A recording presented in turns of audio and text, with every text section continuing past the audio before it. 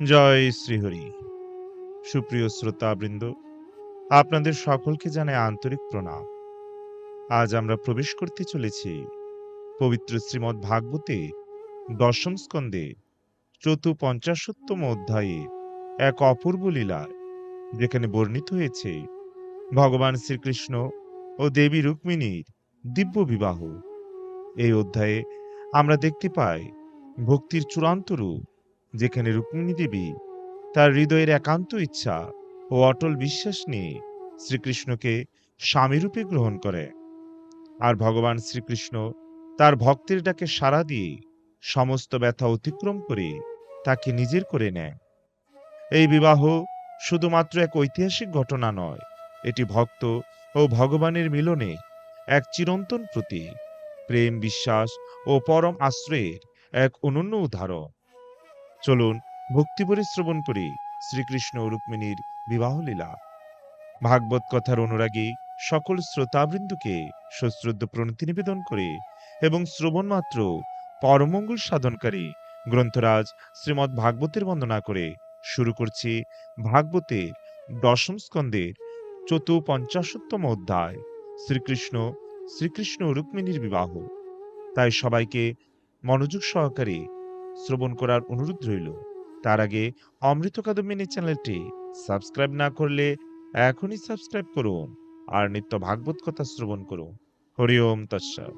নারায়ণম নমস্কৃত্য নরম চৈব নরোত্তমম দেবীম সরস্বতীম ব্যাসম তত জয়মত ধীরে। ওম নমো ভগবতে বাসুদেবায়। শ্রীল সুখদেব গোস্বামী বললেন, এইভাবে কথা বলে সেই সমস্ত ক্রুদ্ধ রাজারা তাদের বর্ম পরিধান করল এবং তাদের নিজ নিজ যানে আরোহণ করল। ধনুর্ধারী প্রত্যেক রাজা নিজ সৈন্যবাহিনী দ্বারা পরিবেষ্টিত হয়ে শ্রীকৃষ্ণের পশ্চাদ্ধাবন করল। হে রাজন, যাদব সৈন্যদের সেনাপতিরা যখন দেখল শত্রু সৈন্যেরা আক্রমণ করতে ছুটে আসছে, তখন তারা ধনুকে টঙ্কার দিয়ে তাদের দিকে ফিরে দাঁড়ালো। ঘোড়ার পিঠে, হাতির কাঁধে ও রথের আসনে আরোহণ করে অস্ত্রকুশলী শত্রু রাজারা পর্বতের উপরে মেঘের বর্ষণের মতো যদুগণের উপর তীর বর্ষণ করতে লাগল। ক্ষীণকোটি রুক্মিণী তার পতির সৈন্যবাহিনীকে প্রবল ধারায় বর্ষিত তীরের দ্বারা আচ্ছাদিত হতে দেখে ভয়বিহ্বল নয়নে সলজ্জভাবে তার মুখের দিকে তাকালেন।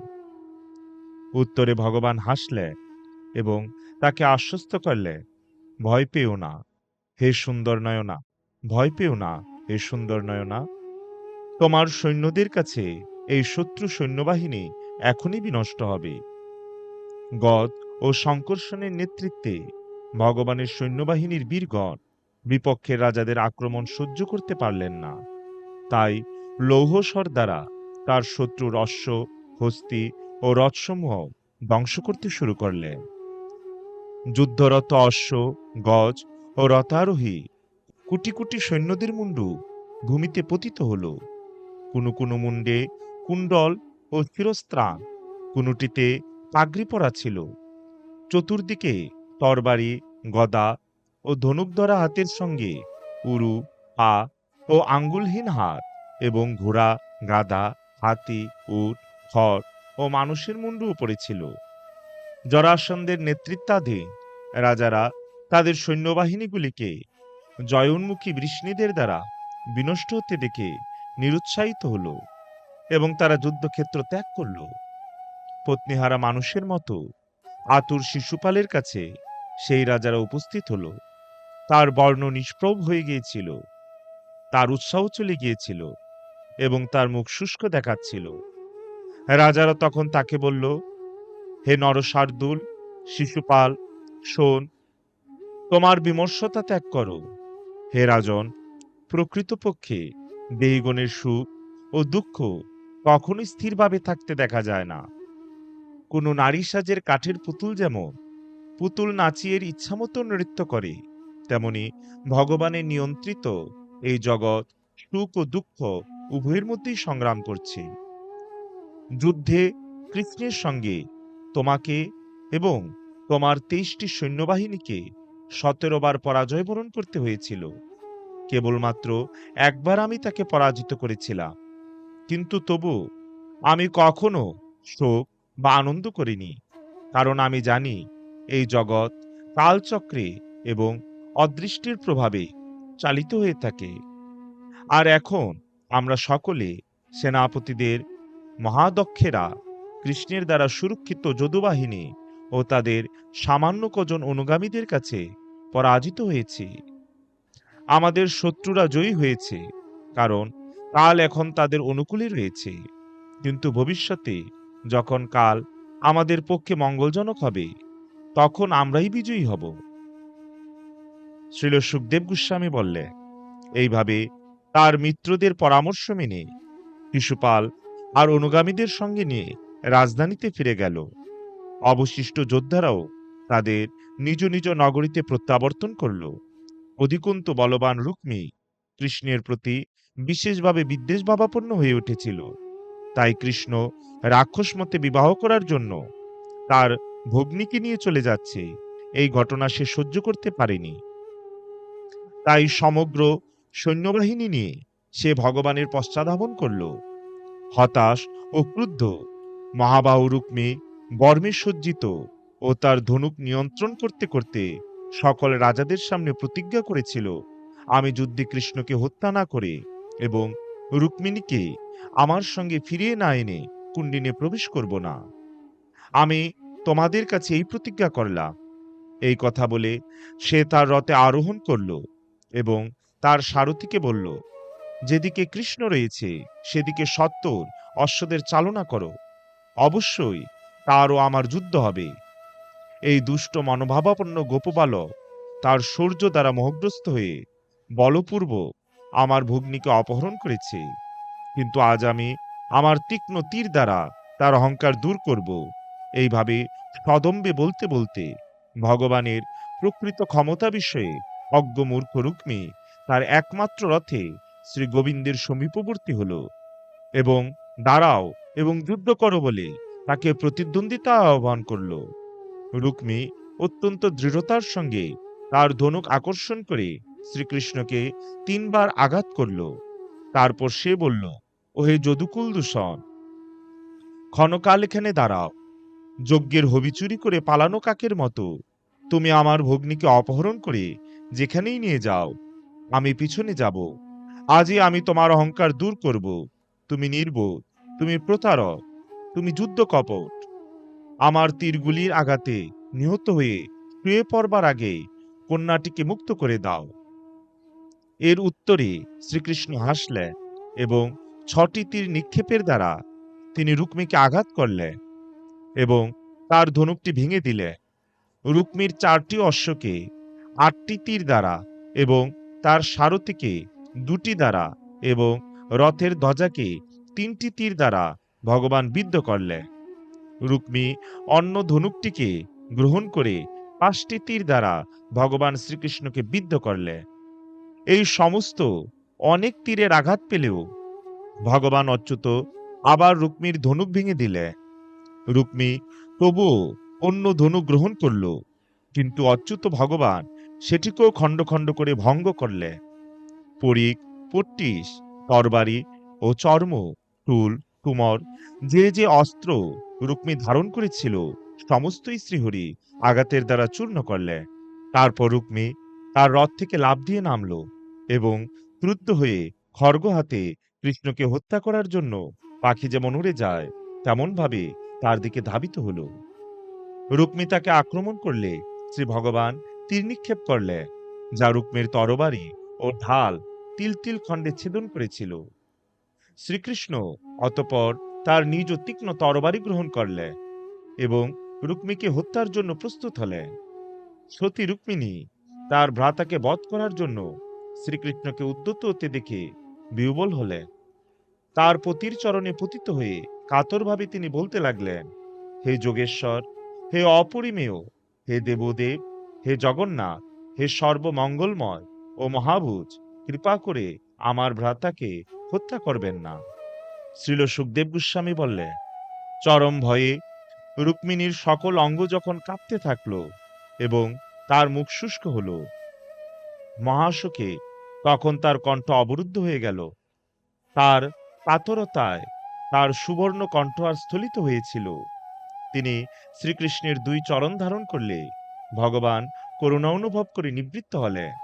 শ্রীকৃষ্ণ সেই দুষ্কৃতীকে একটি বস্ত্রখণ্ড দিয়ে বেঁধেছিলেন। তারপর স্থানে স্থানে তার গোঁফ ও চুল অংশত অবশিষ্ট রেখে মুণ্ডন করে তিনি রুক্মীকে বিকৃত রূপ করতে লাগলেন।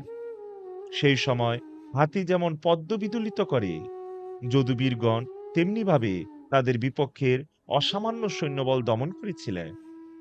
যখন যদুগণ শ্রীকৃষ্ণের কাছে উপস্থিত হল, তখন তারা রুক্মীকে এমন কাতর অবস্থায় লজ্জায় মৃতপ্রায় দেখতে পেল। সর্বশক্তিমান বলরাম এইভাবে রুক্মীকে দেখে তিনি করুণাবশে তাকে মুক্ত করে দিয়ে শ্রীকৃষ্ণকে বললেন, প্রিয় কৃষ্ণ, তুমি অযথা আচরণ করেছ। এমন কাজ তোমার পক্ষে লজ্জাজনক।